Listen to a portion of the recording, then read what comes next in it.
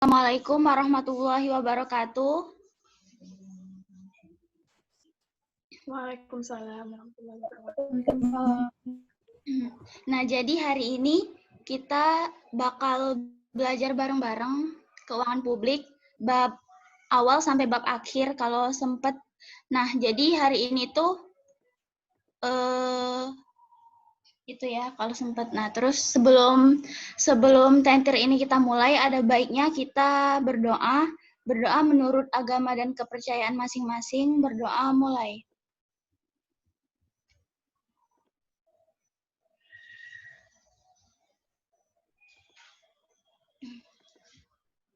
Dah. Nah, jadi sebelumnya jadi kita mau bahas bab mana dulu? Atau dari awal tapi mungkin aku ngejelasinnya nggak detail gitu sampai itu. Iya gitu aja. Ini siapa sih yang Pak Joko sama Pak David? Gimana teman-teman? Dari awal aja, Rin, biar urut. Iya, dari awal aja. Soalnya kalau lompat-lompat gitu bingung. Ya udah. Nah, tapi aku ngejelasinnya pakai buku guru berlangsung ya, soalnya penjelasannya lebih rinci di situ. Nah, jadi kan sebetulnya kita itu belajar keuangan publik ini dari bab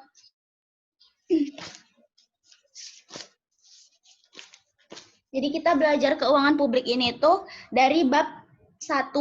Nah, di bab 1 itu secara ringkas tuh dia ngejelasin tentang 4 pertanyaan dari keuangan publik yang mesti ditanyakan. Kenapa sih kita tuh belajar keuangan publik? Nah, di bab itu di pertemuan 1 tuh ada 2 bab 1 dan bab 2. Nah, bab 2-nya itu dijelaskan teori. Nah, teori mengenai keuangan publik. Nah, teorinya ini tuh ada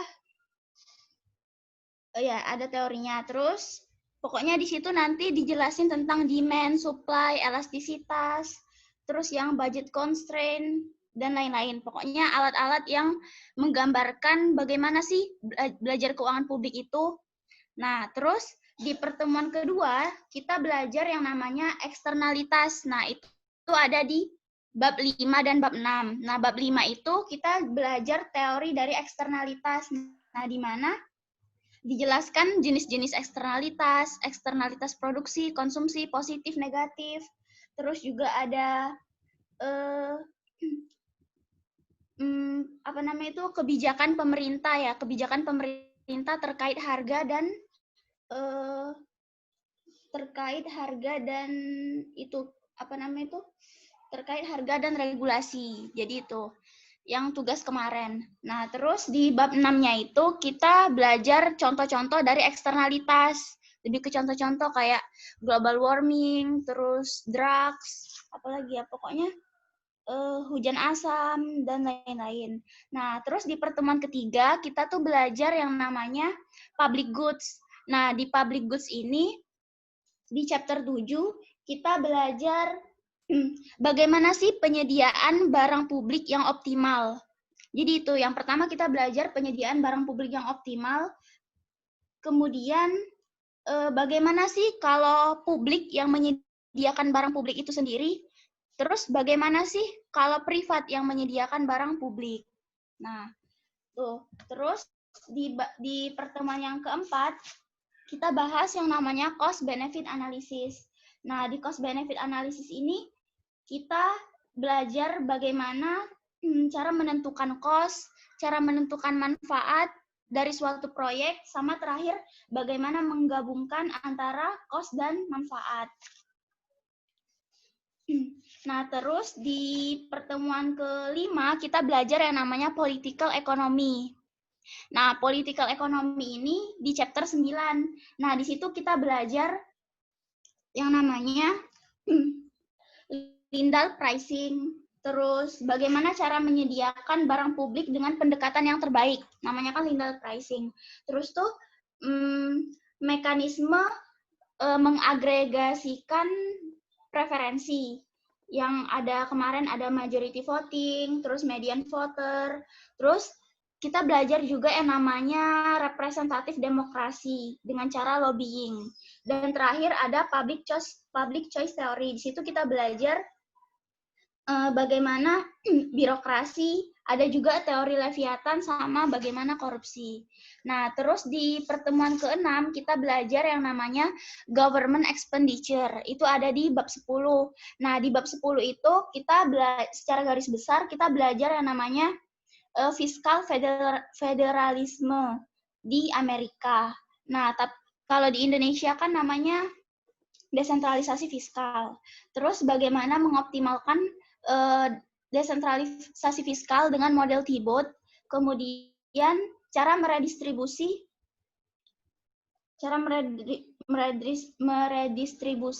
yaitu dengan kemarin kan ada grants kan, kayak apa namanya tuh hibah ke daerah, kayak apa namanya tuh ya kayak belanja daerah gitu, otonomi daerah. Nah, itu caranya bagaimana, dan di situ juga dijelaskan fly-paper effect, di mana pemerintah daerah tuh hanya mengandalkan bantuan dari pemerintah tanpa memperhatikan pendapatan asli dari daerahnya sendiri. Itu. Nah, di pertemuan terakhir kita belajar yang namanya education. Nah, kemarin kan barusan kita belajar education. Nah, education ini di sini dijelaskan kenapa sih pemerintah tuh harus terjun untuk mengintervensi pendidikan. Nah, ada faktor-faktornya. Kemudian, bagaimana sih cara pemerintah terjun untuk ngurusin pendidikan itu? Nah, jadi kan kemarin jelaskan ada free public school sama education voucher. Kemudian, bagaimana sih bukti nyata di pasar pendidikan, dan bagaimana cara mengukur tingkat keuntungan dari penyediaan pendidikan. Nah, udah ya. Jadi yang pertama, kita mulai dengan itu bab 1.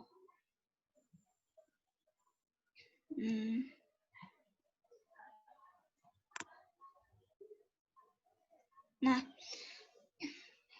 ini bab 1 kita nggak apa-apa ya bahas, atau kira-kira udah paham semua yang tentang 4 pertanyaan public goods? Singkat-singkat aja, Rim. Apa? Poin-poin pentingnya aja. Oh iya, poin-poin. Oke. Jadi tuh yang pertama, jadi di chapter 1 kan nama babnya why study public finance. Nah, jadi di sini poin-poin pentingnya itu yang pasti teman-teman aku juga harus tahu apa sih 4 pertanyaan utama yang mesti ditanyakan sebelum kita belajar keuangan publik. Nah, jadi 4 pertanyaan yang mesti ditanyakan itu ini nih, ada ini. Ini ya yang pertama, 4 pertanyaan itu. Jadi ini yang pertama. Jadi yang pertama itu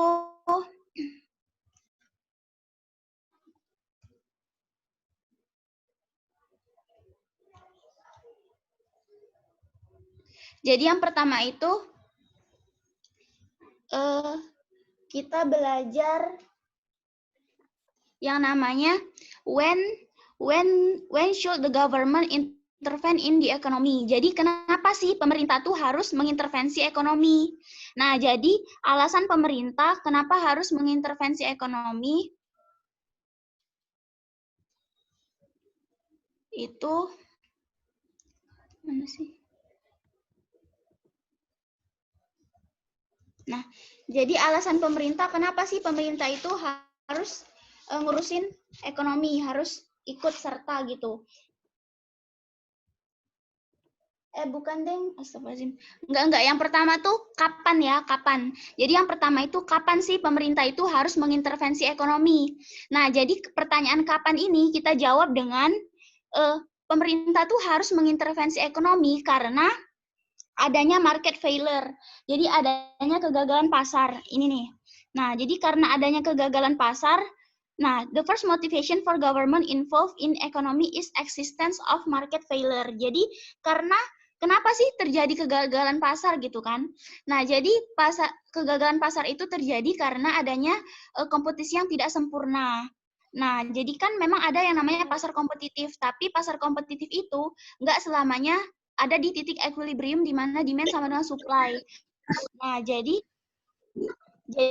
karena adanya kegagalan pasar, akhirnya pemerintah harus ikut serta. Nah, terus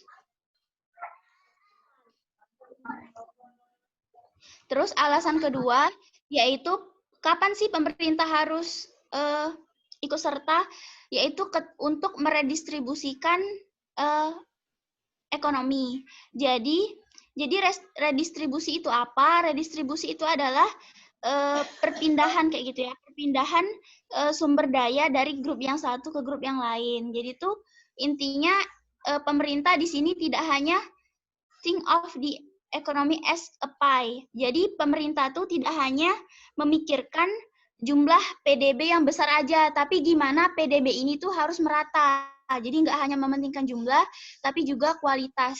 Supaya semua masyarakat itu tuh bisa menikmati ekonomi itu dengan taraf yang sama. Nah, kemudian pertanyaan yang kedua, bagaimana pemerintah tuh mengintervensi ekonomi? Bagaimana sih caranya pemerintah mengintervensi ekonomi? Nonton itu juga belajar.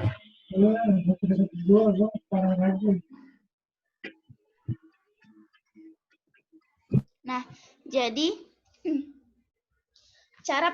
jadi setelah kita tahu kapan sih pemerintah tuh harus mengintervensi ekonomi, kita juga harus tahu. Nah, bagaimana sih cara pemerintah mengintervensi ekonomi? Jadi, di sini poinnya ada pendekatan. Jadi, ada pendekatan yang pemerintah lakukan untuk mengintervensi ekonomi. Jadi, yang pertama itu adalah tax or subsidize private sale or purchase. Maksudnya di sini adalah pemerintah tuh bisa mengenakan pajak atau subsidi dari private, baik di segi penjualan maupun pembelian. Jadi di sini ketika pasar private itu tuh gagal mengintervensi ekonomi, maka pemerintah tuh bisa men-charge harga barang di situ. Jadi bedanya apa antara tax sama subsidi ya? Jadi antara pajak dan subsidi. Oh ya, yang pendekatan ini tuh juga disebut dengan price mechanism. Jadi yang pertama pajak. Jadi kapan sih pemerintah tuh mengenakan pajak? Nah, jadi pemerintah itu mengenakan pajak ketika adanya untuk meningkatkan harga barang yang overproduksi. Nah, terus yang kedua lawannya subsidi. Nah, jadi pemerintah mengenakan subsidi ketika untuk melakukan penurunan harga di barang-barang yang underproduksi. Nah, jadi tuh intinya kalau pajak itu tuh dikenakan untuk apa ya? Untuk barang-barang yang kelebihan produksi. Jadi dikenakan pajak gitu supaya apa ya? Supaya privat yang menyediakan barang itu tuh bisa kena pajak gitu. Pemerintah tuh jadi gini ya. Jadi privat itu kan menyediakan barang. Nah, jadi ketika barangnya itu tuh overproduksi, jadinya pemerintah tuh meningkatkan harga dengan cara mengenakan pajak ke orang yang memproduksi itu supaya pemerintah juga dapat untung gitu dari penyediaan barang itu. Nah, subsidi itu dilakukan ketika itu untuk tujuan redistribusi tadi, yaitu untuk membantu orang-orang yang sekiranya tuh kurang mampu gitu untuk membeli barang itu. Akhirnya pemerintah menurunkan harga dengan cara memberikan subsidi. Nah, terus yang kedua ada yang namanya restrict or mandate private sale or purchase. Nah, jadi ini yang kedua itu pemerintah tuh juga bisa langsung mengintervensi barangnya gitu. Tadi kan pemerintah mengintervensi harga ya, menurunkan atau menaikkan harga. Sekarang pemerintah tuh bisa langsung mengintervensi dari barang tersebut. Nah, jadi di sini kan ada restrict or mandate. Nah, jadi yang pertama itu restrict. Jadi pemerintah bisa membatasi barang yang overproduksi untuk dijual ataupun dibeli. Jadi yang pertama restrict, pemerintah bisa ngebatasi jumlah barang. Terus yang kedua ada mandat. Nah, mandat ini maksudnya pemerintah itu memerintahkan barang-barang tertentu tuh untuk dibeli atau dijual kayak gitu. Jadi kalau restrict itu kan udah diproduksi, jadi pemerintah harus ngebatasin gitu jumlah tertentu. Dan kalau mandat pemerintah menentukan gitu jumlah barang itu sebelum diproduksi kayak gitu sih. Terus yang ketiga ada yang namanya public provision. Public provision ini kan artinya penyediaan publik. Jadi pemerintah langsung yang menyediakan barang publik itu, pemerintah terjun langsung, pemerintah yang mendanai, pemerintah yang melakukan gitu. Tujuannya yaitu untuk meningkatkan social welfare. Oh ya, kalau misalnya teman-teman bingung ngelihat buku Gruber atau lebih nyaman pakai PPT, bisa juga nyambi pakai PPT ya, biar lebih mudah gitu. Sebenarnya sama aja sih PPT sama buku. Nah, terus yang ini selanjutnya ada yang namanya public finance of private provision. Jadi bedanya apa? Kalau yang tadi pemerintah langsung yang terjun menyediakan, yang membiayai semuanya pemerintah gitu. Tapi kalau yang ini pemerintah hanya mendanai gitu. Pemerintah hanya membiayai lalu privat yang mengerjakan proyek itu. Mirip kayak KPBU sih sebetulnya. Jadi pemerintah yang ngedanain dan publik gitu, dan privat gitu yang mengerjakan supaya privat itu nggak rugi-rugi banget ketika pemerintah,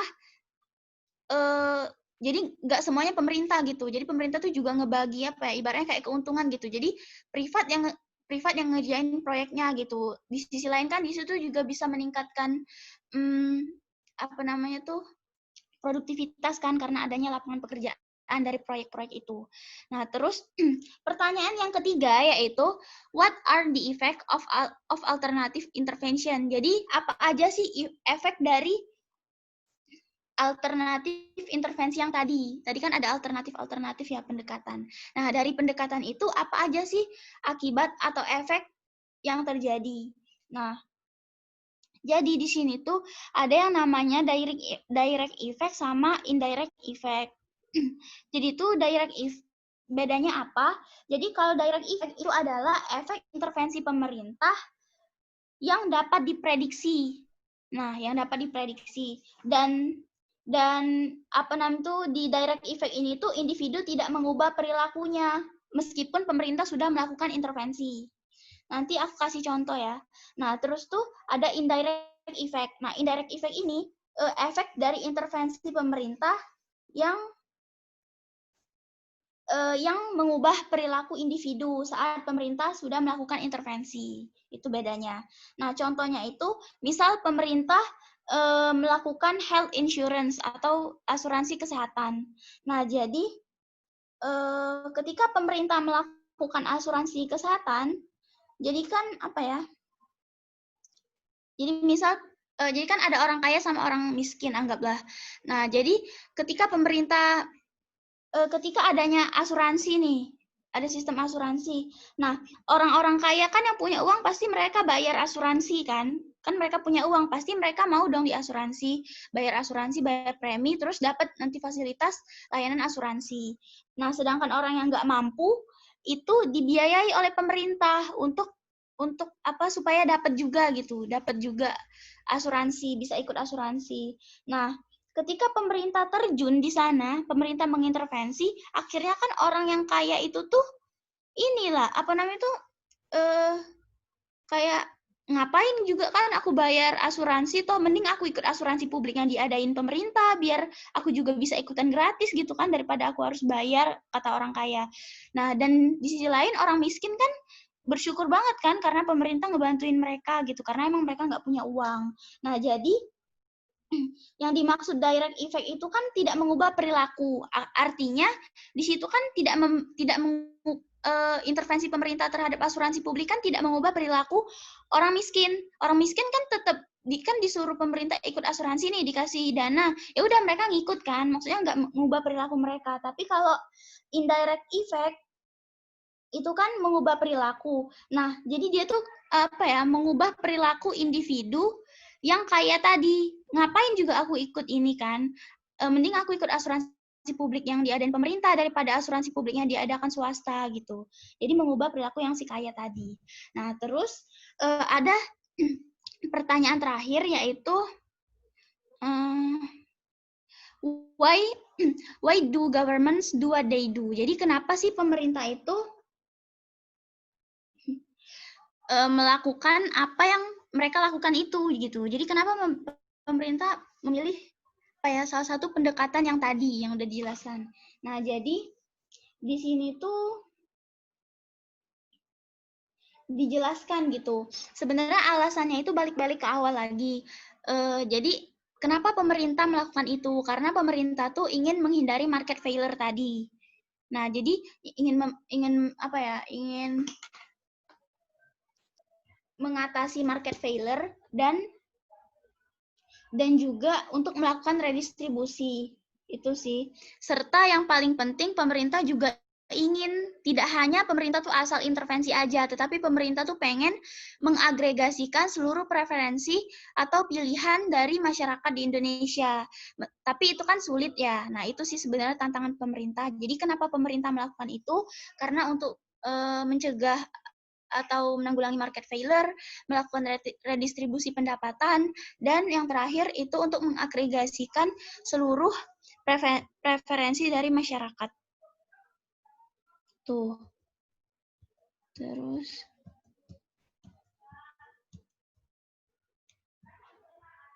Udah sih, kalau bab 1 itu udah cuman segitu. Nah, dari bab 1 ini ada nggak yang mau ditanyain sampai sini? Lanjut bab 2. Kalau aku belum sih, cuma yang lain. Ya nggak apa-apa. Lanjut aja. Apa kalau misalnya Lanjut aku ada aja, yang Rin. salah jelasin gitu?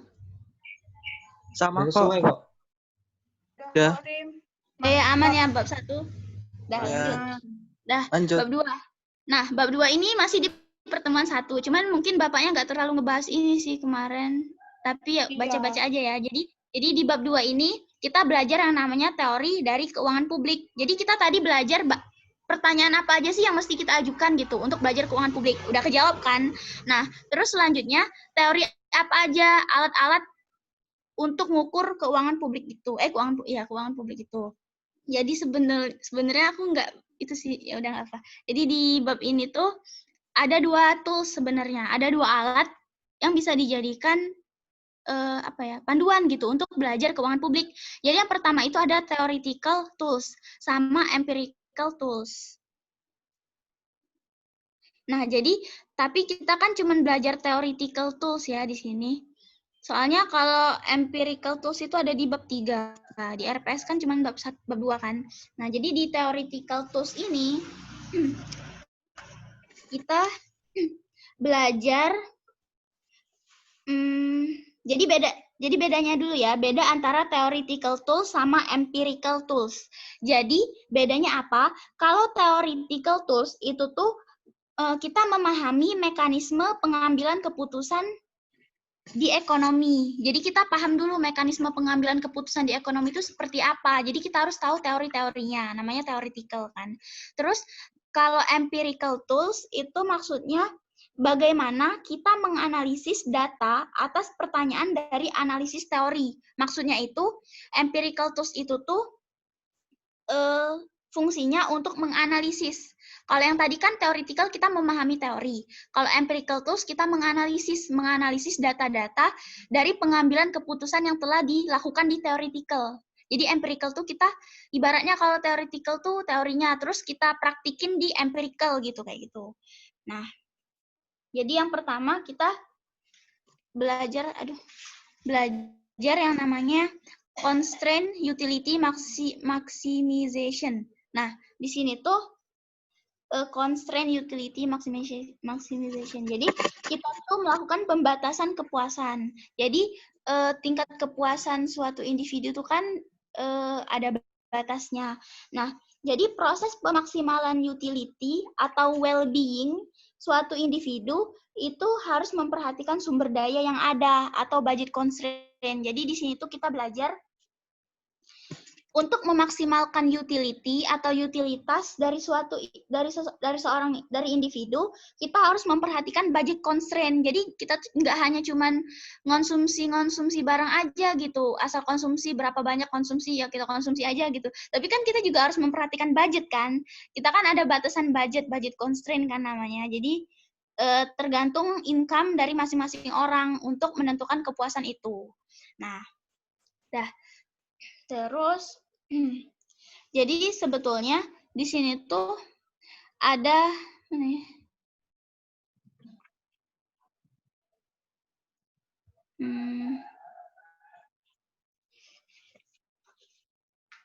Jadi di sini tuh ada yang namanya indifferent curve.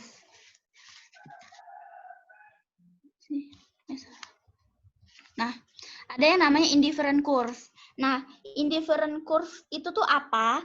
Jadi indifferent curve atau IC itu tuh menggambarkan sejumlah barang yang individu konsumsi untuk mendapatkan utilitas yang sama gitu.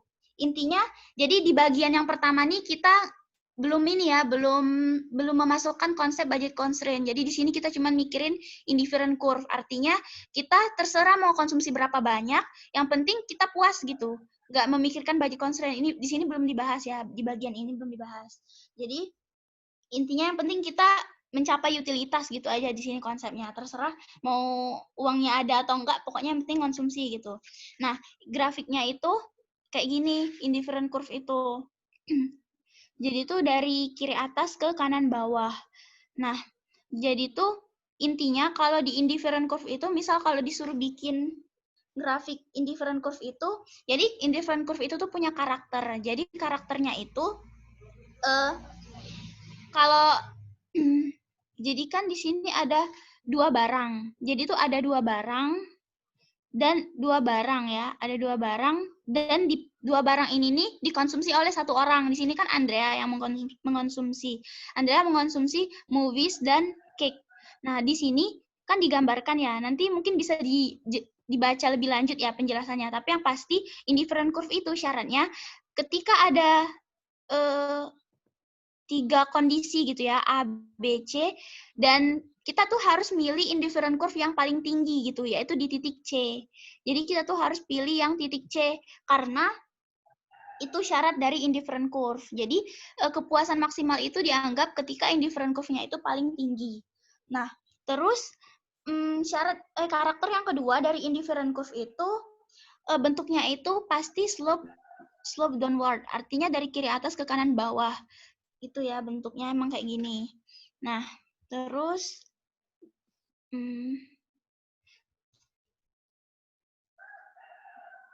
ada yang namanya utility mapping of preference. Di sini dijelaskan ada yang namanya marginal utility. Jadi marginal utility, kalau yang namanya marginal itu kan maksudnya tambahan gitu kan. Nah, jadi marginal utility itu tuh tambahan, apa namanya tuh?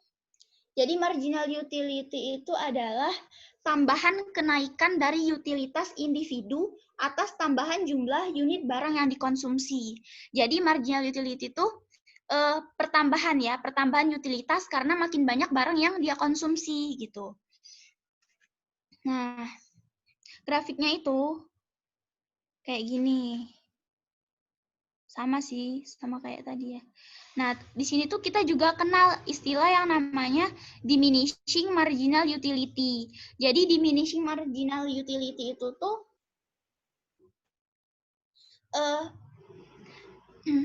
kepuasan emang sih, maksudnya tuh kepuasan dari setiap individu itu tuh pasti meningkat ya kalau kita makin banyak konsumsi barang. Cuman kenaikan utilitasnya itu sebenarnya yang berkurang. Jadi mungkin kalau lebih jelas nanti teman-teman bisa lebih baca lebih lanjut ya. Maksudnya angka-angka ini tuh dapat dari mana gitu. Tapi yang pasti kita bisa lihat di sini kan marginal utility-nya itu kan 1,41 yang awal. Nah, 1,41 terus turun ke, jadi tuh ini aku jelasin singkat aja ya. Jadi 1,41 ini didapat dari ketika si Andrea itu mengonsumsi 2 cake dan 1 movie. 2 cake dan 1 movie. Intinya lebih banyak cake yang dia konsumsi. Maka marginal utilitasnya itu adalah 1,41. Nah, ini didapat dari ini nih rumusnya. U sama dengan Q